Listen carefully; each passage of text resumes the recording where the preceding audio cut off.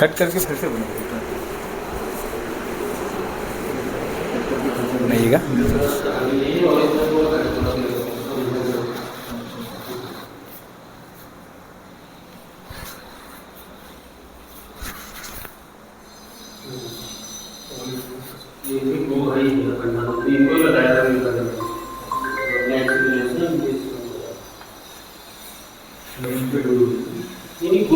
गुरु भाई है, गुरु तो है ना, पर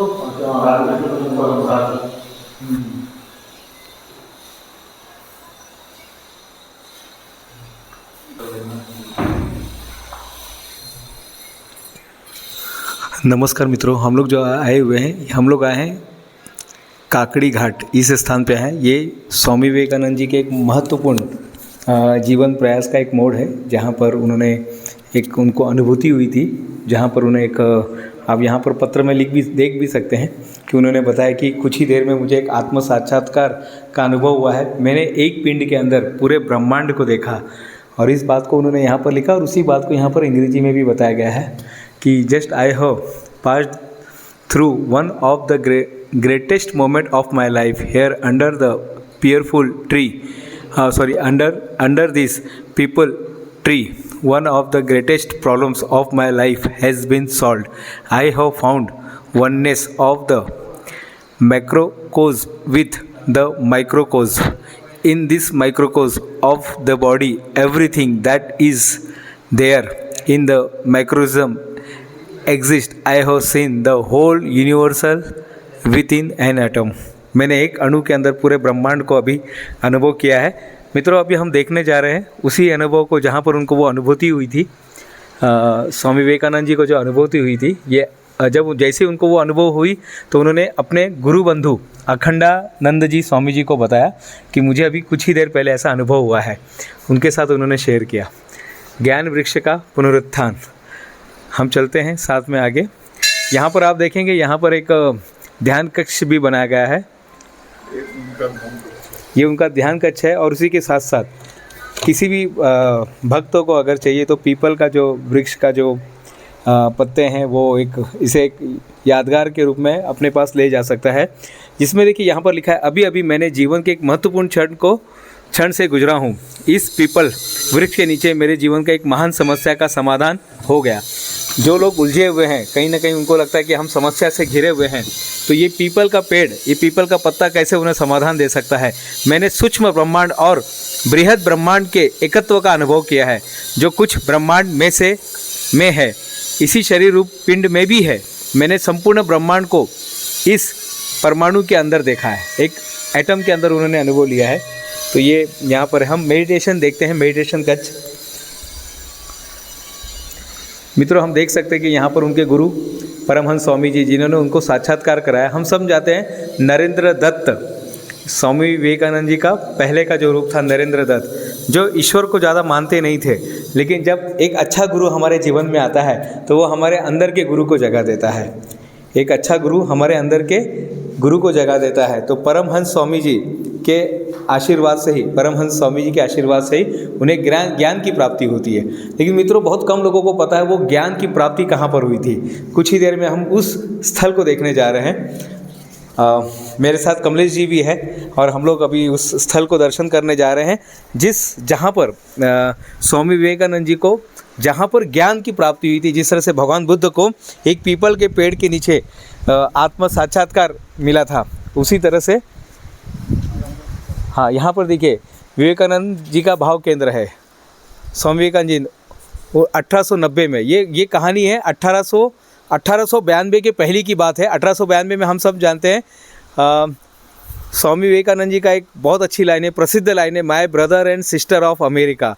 तो ये उसके पहले की बात है, ये कि 1990 में हिमालय भ्रमण करते हुए कोसी 1890 में हिमालय भ्रमण करते हुए कोसी नदी के तट पर स्थित इस काकड़ी घाट, ये देखिए तट आपको दिखाई दे रहा है, नदी आपको दिखाई दे रही है, बहती हुई नदी दिखाई दे रहा है, जहाँ पर बड़ी बड़ी मछलियाँ हैं। ऊपर से भी आ रही है नदी, वहाँ पे मिल रही है, ऊपर से सोयाल नदी आती है, वहाँ पे मिलती है उसमें। अच्छा, और एक दो और एक आ रही है एक नदी, इसमें सोयाल नदी है, कोसी में मिल रही है। अच्छा, सोहेल नदी भी है, नदी का शमशान भी है। अच्छा, नदी का संगम भी यहीं पर हो रहा है। तो वृक्ष के नीचे, पीपल के इसी वृक्ष के नीचे ध्यान करते समय उन्हें अनुभूति हुई कि संपूर्ण विश्व एक तथा अखंड है और सूक्ष्म परमाणु तथा विराट ब्रह्मांड दोनों की संरचना एक ही नियम के अनुसार की गई है। अब वो पेड़ हम देखने जा रहे हैं मित्रों, वो पेड़ जो है जहाँ पर स्वामी विवेकानंद जी को स्वामी विवेकानंद जी को वो अनुभव हुई और इस अनुभव को उन्होंने क्या किया, इस अनुभव को उन्होंने शेयर किया अपने मित्र, अपने गुरु बंधु अखंडानंद स्वामी जी के साथ उन्होंने इसे शेयर किया कि अभी अभी मेरे जीवन में एक महत्वपूर्ण घटना घटी जो हमने पहले भी पढ़ चुके हैं। और ये जो आपको पीपल का वृक्ष दिखाई दे रहा है मित्रों, ये 2014 में इसको फिर से, क्योंकि जो पहले था 2014 के पहले वो गिर चुका था इतने सालों के बाद। हाँ, तो ये उसका क्लोन बनाया गया है, उसी का एक क्लोन यहाँ पर है, तो उसी का हम दर्शन करने जा रहे हैं। देखिए यहाँ पर हमारे हनुमान जी भी आ गए हैं प्रसाद लेने के लिए उन्होंने अपने हिस्से का ले लिया है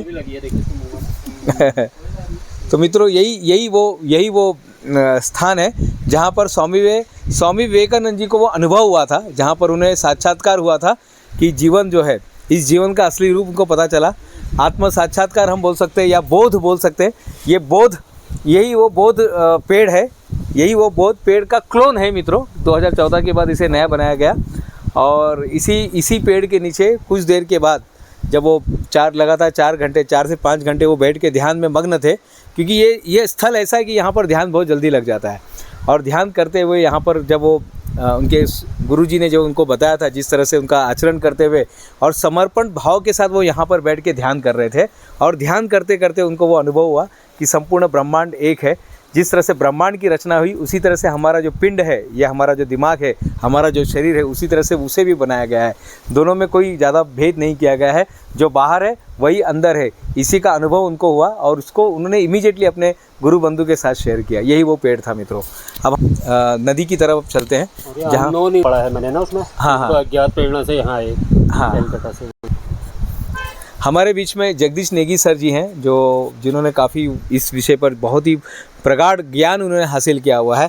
थोड़ा हम उनसे भी बातचीत करते हैं। थोड़ा सर आप भी बताइए इस जगह के बारे में। हम तो ये जगह तो अद्भुत है। जब मुझे पता चला है, मतलब करीब काफ़ी साल से मुझे पता है इसके बारे में, करीब 2007-8 से मैं जानता हूँ, 16-17 साल से। तो यहाँ पर अच्छा भी लगता है, वैसे ध्यान तो बड़ा अच्छा लगता है यहाँ पर। मैं तो अक्सर आता हूँ यहाँ पर, तो अद्भुत है यहाँ पर, बहुत तगड़ा वाइब्रेशन है यहाँ पर। विवेकानंद जैसे व्यक्ति को ज्ञान मिला है तो छोटी जगह तो होगी नहीं, लेकिन यहाँ पर मैंने ऐसा अनुभव किया है, बहुत अच्छा यहाँ पर ध्यान बहुत अच्छा लगता है। बहुत बढ़िया। चलिए आगे बढ़ते हैं हम लोग। आपका यूट्यूब चैनल है? हाँ। किस नाम से है? Dinesh Gupta world record. कितने हैं उसके? वो 50,000 55,000 है। और बहुत टाइम? ठीक, 52,000 हो गए। बहुत टाइम पे ज़्यादा वो करता ना। वो है बटुक भैरव का मंदिर। अच्छा, ये जो मूर्ति इनका बहुत बढ़िया ना, मूर्ति का उन्हीं की है जो मूर्ति का वो होना है इनॉग्रेशन भगवान।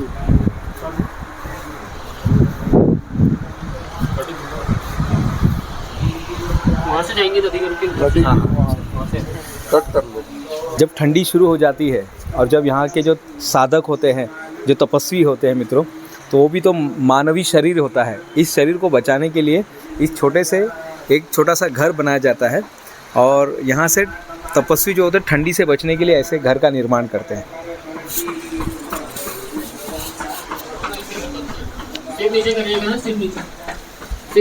हाँ, देखिए ना, कोई इसमें वो नहीं है, देखिए कोई सीमेंट नहीं, सरिया नहीं है, कुछ भी नहीं है, खाली बस पत्थरों को फंसा है। हाँ, बस एक दूसरे से ऐसे घर बनते हैं पहाड़ों में। अच्छा, बिल्कुल एकदम एसी टाइप का ही है। देखो अभी ठंडा ही लग रहा है और जाड़े में गर्म लगेगा। ओह, ये जो रोडों के ना, ये वो भी ऐसे ही बनते हैं। जो कलवट जो बीच में जहाँ पर जो दौड़ जो होती है ना, वो भी यही मेथड ऐसे ही बनाए जाते हैं। जो रोडों में बनते हैं ना, जहाँ पर कोई पुलिया, अब तो ऐसे बनने लगे आगे तो, लेकिन ये ट्रेडिशनल यही है। अब तो खैर सरकार उनको, क्योंकि असल में उनका, लेकिन अब वो कारगर नहीं है, तो इसलिए सीमेंट यूज करना, इसीलिए ना सिर्फ नीचे करिएगा, बिल्कुल नीचे करिएगा। हाँ, दो ना, कौन दो ना मछलियाँ देखो, इतनी ज़्यादा मछली क्या है, कोई दिक्कत नहीं। डाल हेलो, हाँ, ये सागर भाई को दे दो अर्जेंट है।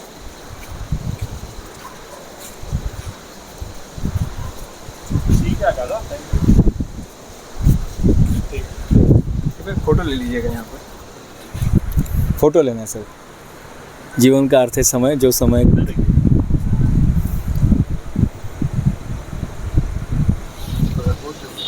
ये पहाड़ है।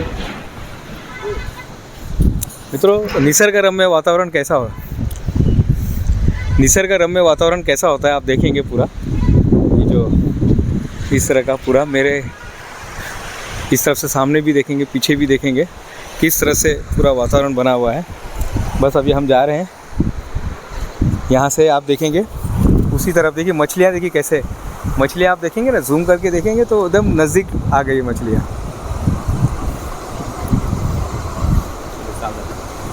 वाह, क्या बढ़िया है।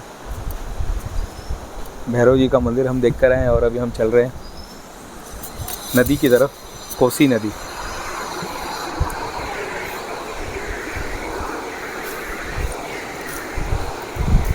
अपना वो बैग उधर ही रह गया।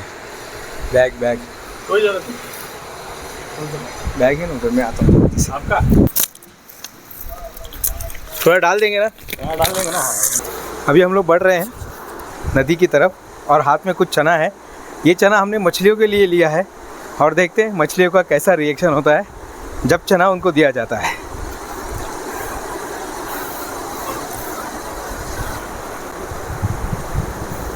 तो बस ये मंदिर का ये बहुत सारी मछलियाँ हैं और जैसे एक दाना डाला जाता है, बहुत सारी नहीं, पूरी मछलियाँ ही है। उसी मछलियाँ ही है। और ये देखिए, एक दाना डालने के बाद ये सारी की सारी कूद पड़ी है। लीजिए, आप डालिए। एक डालिए, लीजिए। आप डालिए। उधर गिरा था, हमने उठा के लेके आए। ये देखिए, ये एक दाने डालने पे ये उधर पड़ा रहता तो शायद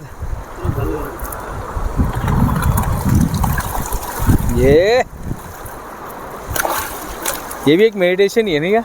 मछलियों को तैरते हुए देखना। अरे बहुत बड़ा है। इसलिए हमारे यहाँ पर ना आप देखेंगे ना, वो फिश टैंक बनाया जाता है और फिश टैंक के अंदर वो बढ़िया होता है बहुत घर में भी तो हाँ। जो मछलियाँ पालते हैं घर में लोग, हाँ, तो वास्तु के हिसाब से भी सही है ना अच्छा, मछलियों को पालना। एकदम शुद्ध पानी। हाँ एकदम शुद्ध पानी। देखिए ब्रिजेश, एकदम शुद्ध पानी है। हाथ दिख रहे हैं। नहीं, मुंबई वाले लोग के लिए तो अजूबा है।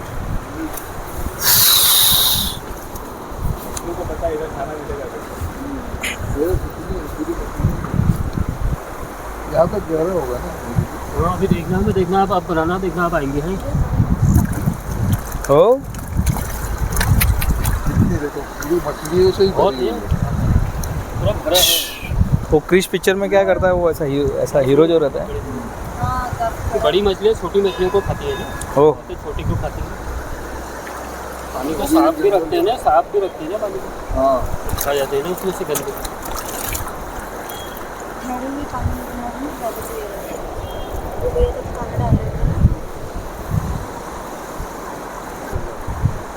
ये कर्कटेश्वर महादेव कहते हैं ना इसको, क्योंकि ये इसका जो है ना, देखिए स्कॉर्पियोन की तरह है। हाँ हाँ, ये ना कर्कट जो हिंदी में ना, अंग्रेजी में स्कॉर्पियो